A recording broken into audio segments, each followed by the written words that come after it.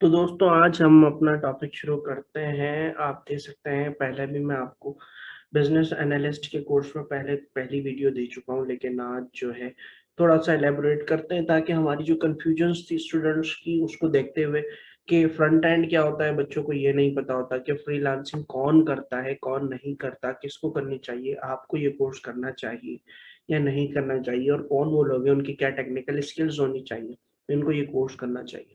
तो आज चला इंट्रोडक्शन दे देता हूँ, और इंट्रोडक्शन में काफ़ी मेरी कोशिश है कि मैं आपको तमाम चीज़ों की इन्फॉर्मेशन दे दूँ। आप मेरे चैनल को सब्सक्राइब कर दें ताकि जो है आपको दोबारा इसके बाद जो मैं टेक्निकल स्किल्स दूंगा जो कि आपको बिजनेस एनालिस्ट या सेल्स एग्जीक्यूटिव बनने में काम आएंगी।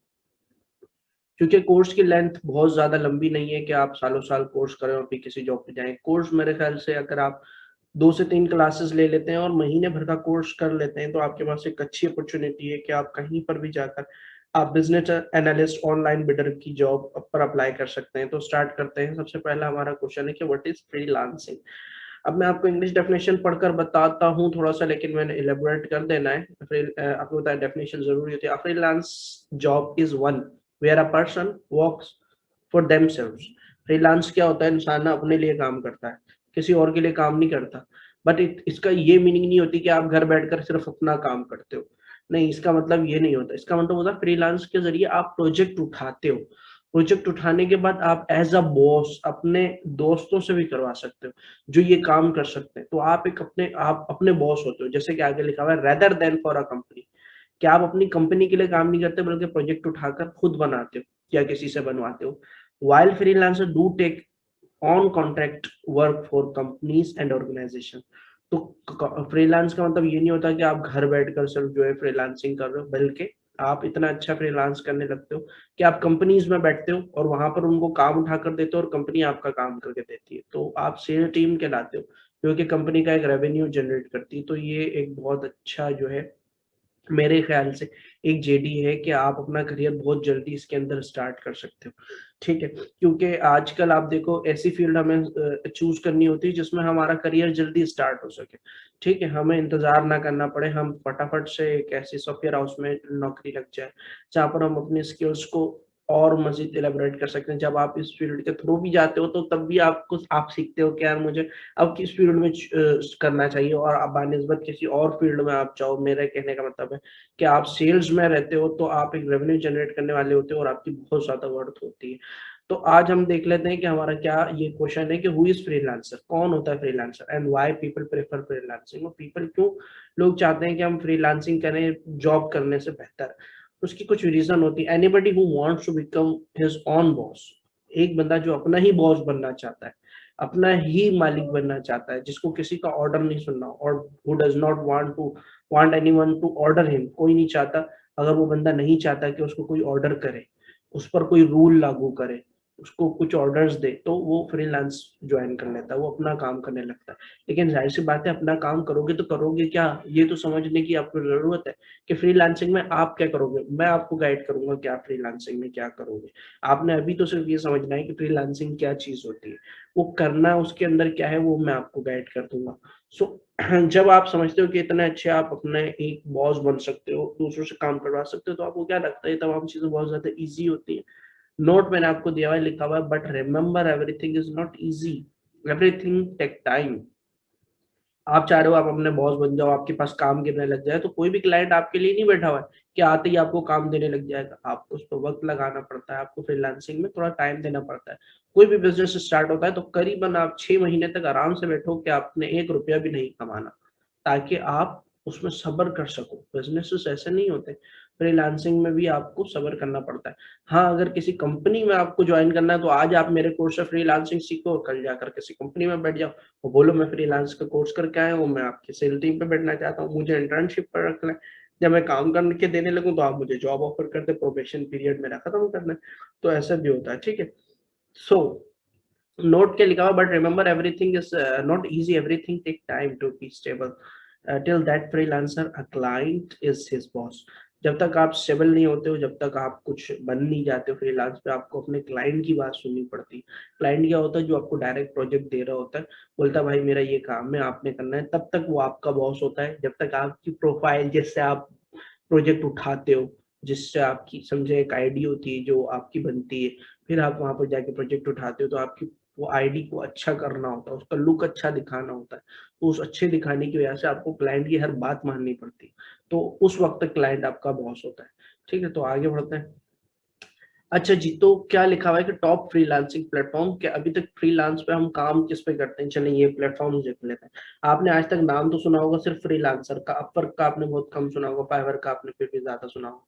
लेकिन मैं जहाँ तक जानता हूँ, जितना मेरा एक्सपीरियंस है, अपवर्क मुझे बहुत सॉलिड लगा। अपवर्क एक ऐसा फ्रीलांस प्लेटफ़ॉर्म है, जहाँ पर आपकी पेमेंट की सिक्योरिटी होती है। आप कोई काम करके देते हो, क्लाइंट आपको उसी वक़्त पैसे देता है, ऑफ़र भी करता है। तमाम चीज़ें बहुत सीनियर वे में प्रोफेशनल वे में चल रही होती हैं, ठीक है? तो दूसरी चीज़ हम देख लेते हैं। अच्छा, ये प्लेटफ़ॉर्म तो मैंने आपको दिखा दिए। अब हमें ये देखना है कि as a freelancer who should we follow? हमें किसको फॉलो करना चाहिए? हमारा एम क्या होना चाहिए? हमारा नेक्स्ट क्या होना चाहिए? हम उड़ें तो किसकी तरफ उड़ें? तो ये लिखा हुआ है as per hour country goes. For example Pakistan की मैं बात करता हूँ। हमारे पाकिस्तान में हाशिम सरवर जो कि एक बहुत जो है अच्छे फ्रीलांसर हैं, जिन्होंने अपना बिज़नेस बहुत छोटे से स्टार्ट किया था। But Hashim is also running Pakistan's first freelance market place. अब वो अपना मार्केट प्लेस चला रहे हैं, रोज़गार पाकिस्तान के नाम से, करंटली इन बीटा फेज़। अभी वो वेबसाइट कंप्लीट बनी नहीं है, शायद बीटा फेज़ में। It is expected to go live February, but already has over 10,000 freelancer from Pakistan on board. अभी तक वो बीटा स्टेज में, और मे बी पॉसिबल कि अब मैं आपको लेक्चर दे रहा हूँ तब तक ये लाइव हो भी चुकी होगी। तो इसके ऊपर जब तक वो लाइव नहीं भी हुई थी, तब तक उसके बाद 10 फ्रीलांसर मौजूद थे, 10,000। सो अगर वर्ल्ड वाइड आप देखो, हाशिम सरवर तो पाकिस्तान के, लेकिन वर्ल्ड वाइड में करोड़ों लोग फ्रीलांसर हैं।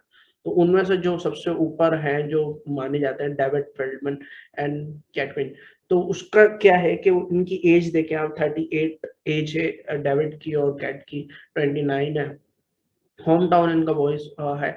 और प्रीवियस रोल क्या है? Financial analyst. अच्छा, दूसरा इनके फ्रीलांस रोल क्या थे, ये क्या क्या करते थे, देखें कितना इजी वर्क इनके, आपको लगेगा कि ये करते थे। कॉपी राइटर, फॉर एग्जाम्पल आपको कोई प्रोजेक्ट दे दिया गया, भाई इसमें कॉपी कर दें, इसको कॉपी, मैंने एक थीसिस दे दी आपको।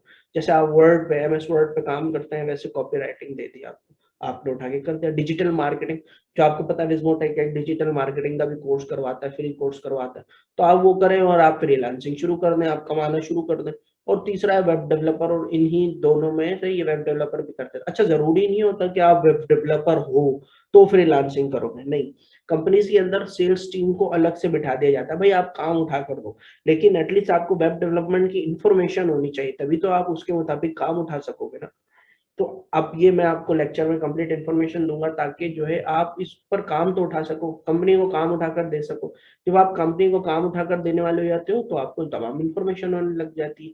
आपको पता होना चाहिए वेबसाइट किस पे बनती है, कौन-सी लैंग्वेज है। आज तक मुझे इतना अंदाज़ा है कि हर बंदे को पता होता है कि पीछे कोड चल रहा होता है।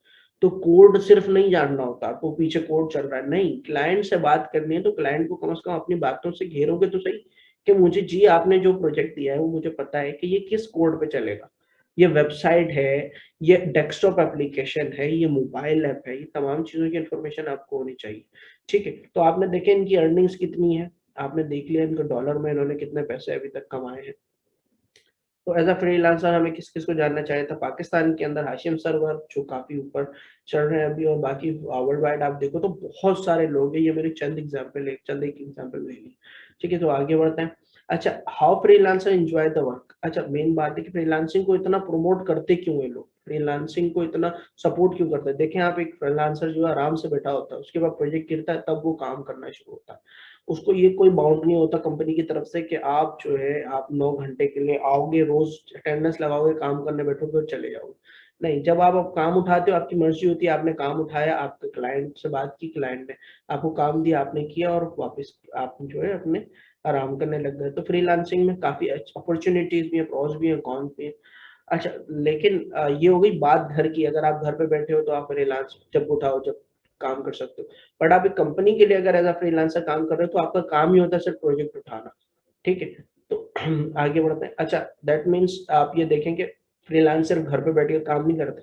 फ्रीलांसर को कंपनीज़ में भी बिठाया जाता है, सेल्स टीम का अलग से डिपार्ट होता है, जहाँ पर जो है आप जो है बैठकर वहाँ पर फ्रीलांस प्रोजेक्ट कर रहे होते हो, उनके लिए फ्रीलांस प्रोजेक्ट कर रहे होते हो और उनको उठाकर दे रहे होते हो, और आप एक सेल टीम के तौर पे काम कर रहे हो, तो आप प्रोजेक्ट उठाते हो। कंपनी को देते हो और कंपनी आपको उसकी सैलरी देती है।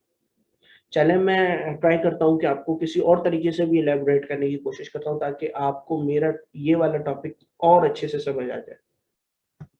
तो दोस्तों देखें मैं आपको कोशिश करता हूँ कि किसी और तरीके से भी समझाऊँ। देखें व्हाट इज़ फ्रीलांसिंग? फ्रीलांसिंग को सपोज़ कर लेते हैं अभी जो ये चीज़ें आपको नज़र आ रही हैं, ये एक वेबसाइट है, एक एप्लीकेशन है। वैसे तो ये एप्लीकेशन है मेरे पास ये इनकी इमेजेस थी तो मैंने यूज़ कर ली।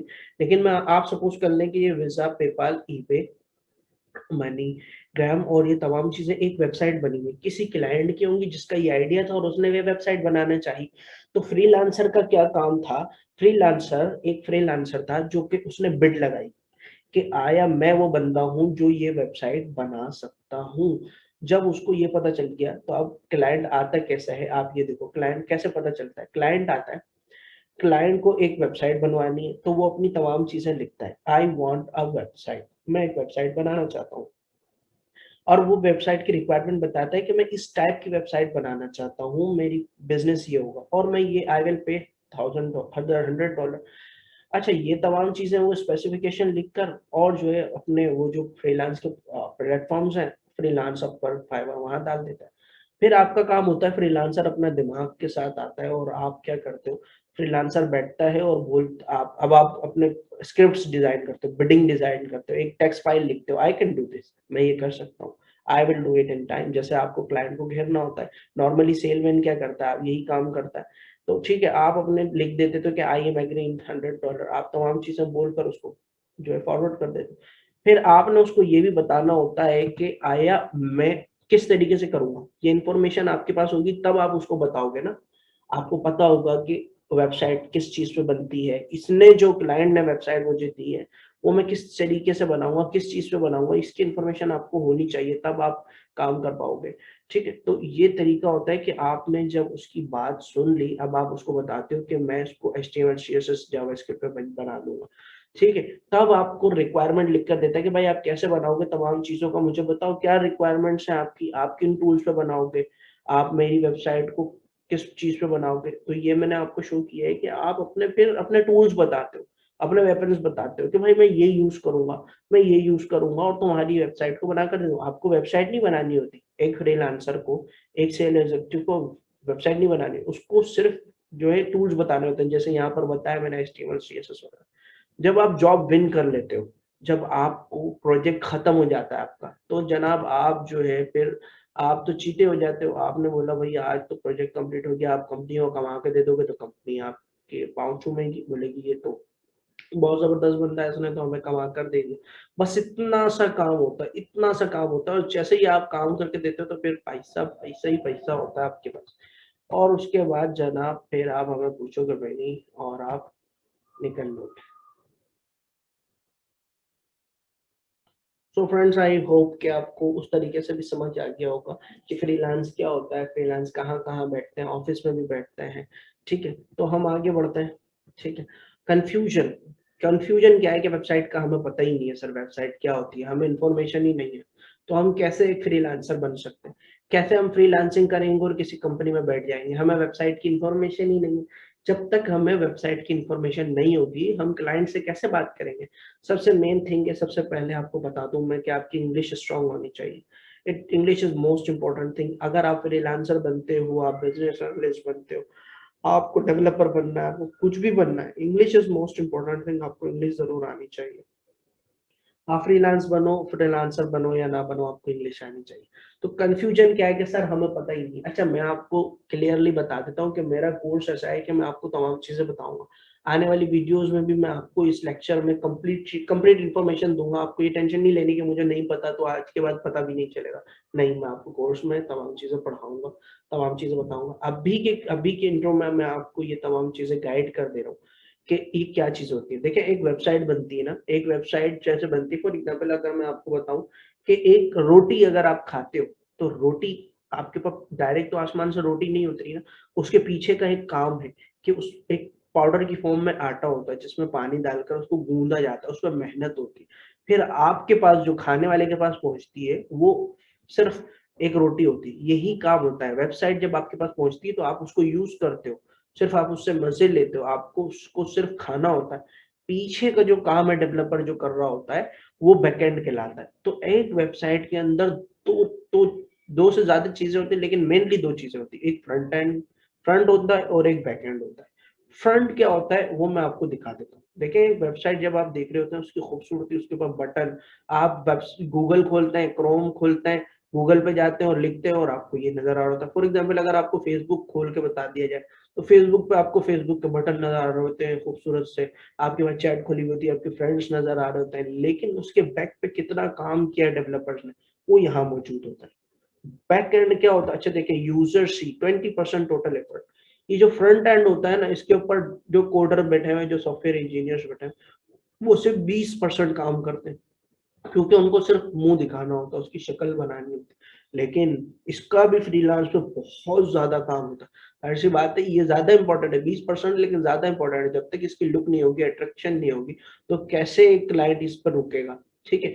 बैक एंड क्या होता है, बैक एंड अब देखें, इस गाड़ी का फ्रंट एंड ऊपर वाला हिस्सा था, सिर्फ बॉडी थी खूबसूरत बनाने के लिए, लेकिन अगर सिर्फ बॉडी लेकर मैं आपको दे दूं, बोलूं गाड़ी चलाओ, तो क्या करोगे, नहीं चला सकते ना। तो इसी तरीके से ये बैकएंड था, पूरा इंजन जो उस गाड़ी को चलाता है। तो फ्रंट एंड और बैकएंड का आपको समझ आया, 80% एफर्ट जो है बैकएंड बनाने में लगती है, इसीलिए बैकएंड डेवलपर्स की जो सैलरीज होती हैं वो भी अच्छी होती है। तो आगे बढ़ते हैं जनाब। दूसरा हमारा क्या, how web app is divided, front end और बैकएंड। कैसे हम डिवाइड करते हैं फ्रंट एंड और बैकएंड को, ये देखें आपके सामने मैंने एक और एग्जांपल रखी है कि फ्रंट एंड, आपने देखा होगा ये काम किया जाता है कपड़े पर, ये जिसको आप कढ़ाई कह सकते हो। तो आप देखो कि आपको सामने से कैसे नजर आ रहा होता है फ्रंट एंड, ये एक वेबसाइट है जो आपको नजर आ रही है, लेकिन इसका बैक एंड में देखो कितना मुश्किल काम है। बैक एंड में आप ये चीजें समझ नहीं पाते, और डेवलपर्स जो होते हैं बैक एंड के वही तमाम चीजें समझ रहे होते हैं। अच्छा, फ्रीलांस को ये समझने की क्या जरूरत है, कि आपको लगता है कि आपको ये समझना पड़ेगा, नहीं आपको ये नहीं समझना पड़ेगा, आपको ये फर्क समझना है कि फ्रंट और बैक एंड क्या होता है, फ्रंट एंड क्या होता है, बैक एंड क्या होता है। फिर आपको ये पता चलेगा कि फ्रंट एंड डेवलपर अलग होते हैं, बैक एंड डेवलपर्स अलग होते हैं, मतलब काम करने वाले भी अलग होते हैं। फ्रंट एंड अलग होता है, बैक एंड अलग होता है। ठीक है, तो जिस तरीके से काम करने वाले अलग होते हैं, तो इन काम करने की लैंग्वेजेस भी अलग होती है। फ्रंट एंड की लैंग्वेजेस अलग होती है, बैक एंड की लैंग्वेजेस अलग होती है। अब लैंग्वेज क्या होती है, आपने आज तक ये तो सुना है ना, कोड, बस कोड की लैंग्वेज बता रहा हूँ। फ्रंट एंड का कोड अलग है, बैक एंड का कोड अलग है। वो क्या है, वो जाहिर सी बात है, आपको कुछ ना कुछ चीजें तो कुछ खुद भी याद रखनी पड़ती है। तो जनाब ये मैंने कुछ आपके सामने एग्जांपल्स रखी हैं कि HTML है, CSS है, एंगुलर है, इस तरीके से बहुत सारी चीजें मैं आपको अपने तौर पर भी गाइड कर दूंगा। तमाम चीजें नेक्स्ट लेक्चर में बता दूंगा कि भाई फ्रंट एंड लैंग्वेजेस कौन सी, बैक एंड कौन सी। लेकिन अभी मैं आपको नाम गिनवा देता हूँ, आप चाहो तो अपने पास लिख सकते हो। फ्रंट एंड लैंग्वेज होती है HTML। HTML को स्टाइल देने के लिए फ्रंट एंड डेवलपर्स क्या कर रहे होते हैं, CSS लगा रहे होते हैं। बूटस्ट्रैप जो है वो भी एक फ्रंट एंड लैंग्वेज है। फिर जावास्क्रिप्ट है, जावास्क्रिप्ट फ्रंट एंड पे भी यूज होती है और बैक एंड पे भी यूज होती है, जावास्क्रिप्ट है। फिर रिएक्ट है, रिएक्ट जेएस, रिएक्ट भी फ्रंट एंड लैंग्वेज है। एंगुलर भी फ्रंट एंड लैंग्वेज है। ASP.NET ये भी फ्रंट एंड लैंग्वेज है। तो जनाब ये वाली लैंग्वेजेस फ्रंट एंड है। हाँ, बैक एंड लैंग्वेज यानी कि बैक एंड क्यों होता है, असल में बैक एंड इसलिए होता है कि उसको डेटाबेस संभालना होता है। सर ये क्या बता दिया आपने, डेटाबेस क्या होता है, ये नई चीज ले आया। देखें, जब आप कोई वेबसाइट बनाते हो, उस पर लॉग इन लॉग आउट करते हो, तो भाई आपका जो डेटा है, आपकी इमेजेस हैं, आप वीडियोस शेयर करते हो, वो कहीं ना कहीं तो सेव होती होंगी। अब मैं आपके मोबाइल में वीडियो रोज डालूं तो आपका मोबाइल एक दिन उसका जनाजा हो जाएगा। वो बोलेगा कि भाई ये क्या डाल दिया मेरे अंदर, इसको डिलीट करो, इतनी सारी चीजें तुमने डाल दी। तो जगह चाहिए होती है ना। तो आप सोचो कि एक वेबसाइट पे जो इमेजेस पड़ेंगी, क्या उन्हें जगह नहीं चाहिए होंगी। एक वेबसाइट पे जो आप डिजाइन लगा रहे हो, क्या उसको जगह नहीं चाहिए, उसको भी जगह चाहिए। तो वह वेबसाइट का बैकएंड क्या करता है, वेबसाइट की एक जगह होती है जिसको आपको डेटाबेस बोला जाता है। बैकएंड क्या करता है, उस डेटाबेस को संभालता है, उस डेटाबेस को सुधारता है, ताकि आपकी जो फ्रंट एंड है वो डिस्टर्ब ना हो। तो आपको पूरा सिनेरियो समझ आया कैसे फ्रंट एंड और बैकएंड काम करता है। अच्छा जी, तो यहाँ पर कुछ चीजें मैंने आपको बताई है कि फंक्शनल डायग्राम। देखिए फंक्शनल डायग्राम में क्या लिखा हुआ है, markup and web language such as HTML CSS JavaScript use होती है। ठीक है, कुछ इमेज एडिटिंग यहाँ पर करनी होती है आपको। क्रॉस ब्राउजर, ब्राउजर क्या होते हैं, क्रोम है, फायरफॉक्स है, इंटरनेट एक्सप्लोरर है, ओपरा है, एज है। तो ये तमाम चीजें आपने देखा है ना, क्रोम क्रोम खोलते हैं ना इंटरनेट के लिए हमेशा। तो जो भी होती है वो यहाँ पर क्रोम पे सबसे ज्यादा ले जाते हैं, तो आपको वेबसाइट दिखती है ना, बैकएंड थोड़ी दिखता है। बैकएंड तो सिर्फ जो है आपके डेवलपर को पता होता है, आप नहीं देख रहे होते, आम सा बंदा। अच्छा ये तमाम इन्फॉर्मेशन मैं आपको दे क्यों रहा हूँ सर, आप लोग फ्रंट एंड और बैक एंड पे पहुंच गए। भाई ये आपके फ्रीलांस का कोर्स है, फ्रीलांस में आपको पता होगा कि फ्रंट एंड बैक एंड क्या है, तब आप करोगे ना। आपको इस पे काम नहीं सीखना कि फ्रंट एंड पे काम सीख लो, बैक एंड पे काम सीख लो, नहीं। आपको काम हरगिज नहीं सीखना, आपको ये पता होना चाहिए कि फ्रंट एंड क्या है। फ्रंट एंड अगर किसी ने प्रोजेक्ट दिया हुआ HTML CSS जावास्क्रिप्ट, तो आप समझ जाओगे कि फ्रंट एंड। आप डायरेक्ट उस बंदे से बात करोगे जो फ्रंट एंड का डेवलपर है। ठीक है, बैक एंड में क्या होता है, पाइथन है, रूबी है, पर्ल है। यहाँ नहीं लिखा हुआ है, मेनली आजकल जो चल रही है PHP है, नोड जैसे टाइप स्क्रिप्ट है। तो ये तमाम चीजें बैकएंड लैंग्वेजेस में आती हैं। अच्छा यहाँ पर मैंने कुछ आपकी हेल्प के लिए लिख कर दे दिए फ्रंट एंड लैंग्वेजेस, HTML है, CSS है, बूटस्ट्रैप, वर्डप्रेस, जो कि हम फ्री कोर्स भी करवा रहे हैं, आपको पता है विस्मो टेक में वर्डप्रेस का कंप्लीट फ्री कोर्स लॉन्च कर चुके हैं। ठीक है, फिर रिएक्ट है, एंगुलर है, जावास्क्रिप्ट है, ASP.NET है। अच्छा जावास्क्रिप्ट जो है ना वो आपको यहाँ पर बैकएंड में भी मिलेगा, तो जनाब ये डिपेंड करता है। ठीक है, नोड जेएस ये जावास्क्रिप्ट के प्लेटफॉर्म है, लेकिन होता ये बैकएंड के लिए। PHP, लारावेल, पाइथन, जेएस, जावा, रूबी रेल, सीशा। आपको इस नॉलेज से ज्यादा कोई नॉलेज की जरूरत नहीं है एज अ फ्रीलांसर। आपको सिर्फ पता होना चाहिए कि यार ये फ्रंट एंड की लैंग्वेज है, सिर्फ बैक एंड की लैंग्वेज है, ताकि जब प्रोजेक्ट गिरे तो आपको पता हो कि यार ये बैक एंड डेवलपर मांग रहा है, इसको डेटाबेस पे काम करना है, इसको API पे काम करना है। हाँ जो फ्रंट एंड है, जब लिखा हुआ है कि HTML CSS पे काम करना है, तो आपको पता है इसका सिर्फ डिजाइनिंग का काम है। ठीक है, तो अभी डेवलपर्स के लिए आपको देखो मैंने बहुत सारी इसको और डिफाइन कर दिया, ताकि जो है आप इस इमेज को देखकर समझ सकें कि यार क्या फ्रंट एंड में यूज हो रहा होता है। टाइप इसके अच्छा क्यों, क्योंकि अक्सर ऐसी भी होती है फ्रंट एंड की लैंग्वेज बैक एंड में भी यूज हो रही होती है। इसलिए यहाँ पर मैंने डेस्कटॉप एप्लीकेशन क्या होती है, अच्छा ये समझ लेते हैं। गेम डेवलपमेंट की लैंग्वेज अलग होती है, सिस्टम प्रोग्रामिंग अलग होती है। ठीक है, बैकएंड अगर आप बोलोगे तो मैं नेक्स्ट वीडियो में आपको ये गाइड कर दूंगा, वरना अभी आपके लिए समझना बेकार है, आप परेशान हो जाओगे कि एक फ्रीलांसर कोर्स इतना हार्ड है। नहीं, फ्रीलांसर कोर्स बिल्कुल हार्ड नहीं है। आपको जितना भी मैंने बताया सिर्फ इतना ही पता होना चाहिए था आपको, जितना आपने समझा है अभी तक। तो जनाब एक सिंपल सी चीज है कि जब आप कोई जॉब करना चाहते हो, आप अपना करियर जल्दी स्टार्ट करना चाहते हो, तो आपको खुद पढ़ना होता है। एक ट्यूटोरियल आपकी गाइडेंस के लिए होता है। आप हर बच्चा चाहता है कि उसको ट्यूटोरियल मिले और ट्यूटोरियल पढ़ते ही वो जॉब पे लग जाए, ऐसा नहीं होता। आपको अपनी कमर कसनी पड़ती है, आपको मेहनत करनी पड़ती है। Learn at your own pace what are front end and back end. आप सीखें कि फ्रंट एंड और बैक एंड क्या होता है। जब आप ये सीख लोगे तो मैं आपके पास अवेलेबल हूँ, आप मुझसे फ्री सेशन रखो, मैं आपको गाइड करूंगा कि ये सीखने के बाद आपको क्या पढ़ना है। और आप 1-2 वीक के अंदर आप इतने अच्छे बन सकते हो कि आप नॉर्मली नॉर्मली अगर मैं आपको बोलूँ तो 30,000 सैलरी आपकी कहीं नहीं जाती, आप आराम से कमा सकते हो स्टार्टिंग में। फिर जब आप जितने अच्छे हो जाते हो, फ्रीलांसिंग वाले 1 लाख भी कमा रहे हैं, 4 लाख भी कमा रहे हैं और 8 लाख भी कमा रहे हैं, ये उनकी सेल्स पर होती है कि वो कितना बड़ा प्रोजेक्ट उठाकर कंपनी को देते हैं। तो जनाब छोटा गेम नहीं है, मैंने आपको बताया कि ये कोर्स मैं आपको फ्री सिखा रहा हूँ। ठीक है, तो प्लीज मेरे चैनल को सब्सक्राइब भी कर लें ताकि आपको आने वाली वीडियो सबसे पहले मिल सके। टास्क अपने लिए बिल्कुल देख लें कि मैं आपको हमेशा हर स्टूडेंट को टास्क देता हूँ ट्यूटोरियल का, वरना मकसद बहुत हो जाता है कि अगर मैं आपको टास्क ना दूं तो फिर बेकार है कि हम इस ट्यूटोरियल जो मैंने आपके लिए इतनी मेहनत से तैयार किया है इसको बेकार चला जाएगा ये अगर आप मेहनत नहीं करोगे। टास्क क्या है, what are front end languages, ये आपको गूगल से निकालनी है। फ्रंट एंड लैंग्वेजेस क्या होती है, सिर्फ पढ़ना है, सिर्फ और सिर्फ पढ़ना। आप यूट्यूब पे किसी के चैनल पे आप मेरी बात समझ नहीं आती, आप किसी और पे जाकर देख सकते हैं फ्रंट एंड लैंग्वेजेस क्या है। ठीक है, फिर आपको पता है कि बैक एंड लैंग्वेजेस क्या है। फिर मोस्ट इंपोर्टेंट है व्हाट इज एपीआई। एपीआई क्या है, अगर मैं आपको ये तमाम चीजें बताऊंगा नेक्स्ट ट्यूटोरियल्स में मैं ही बताऊंगा, लेकिन आपको ये चीजें पता होनी चाहिए, इसलिए मैंने इसको टास्क के अंदर दे दिया। व्हाट इज डेटाबेस, ये वाले वो टर्म्स हैं जिन पे आप हमेशा फंसोगे, हमेशा सोचोगे कि ये क्या है, इसलिए मैंने आपको अलग से मेंशन ही करके दे दिया ताकि आपका मसला ही खत्म हो जाए।